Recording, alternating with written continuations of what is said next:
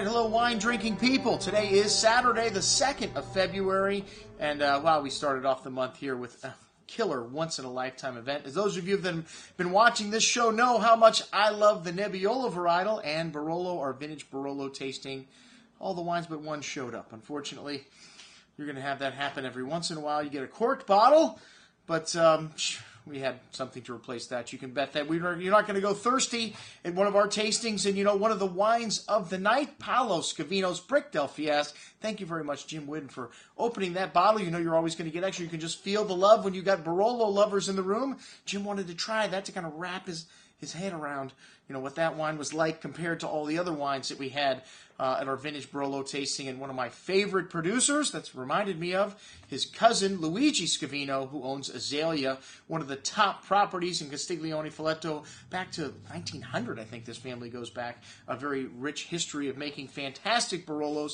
And of the 5 townships, this is one of the best. You have La Mora, Castiglione Folletto, Serralunga di Alba, Monforte di Alba, and Barolo. Well, there's actually 11, but those are the 5 top areas in the Piedmont, well, in the Barolo region. And this is one of the small producers. They've got about 11 hectares, including shares of the highly regarded Fiasco, like the wine we had last night, and the San Rocco. Like I said, that was from his cousin, Paolo Scavino, one of our favorite producers. And, you know, Azelia doesn't quite have the cachet that some of these other big names do, but these wines are as good as anything in the Piedmont, and I'm glad they haven't really caught on with everybody, because you can still buy the entry-level Barolo from this producer for $50. That's right, folks, and this is all from their prized vineyard holding those 11 hectares, just declassified. Some of the fruit comes from the Brick del Fiasco vineyard, some from San Rocco in certain vintages, and this entry-level Barolo, fantastic. And guess what?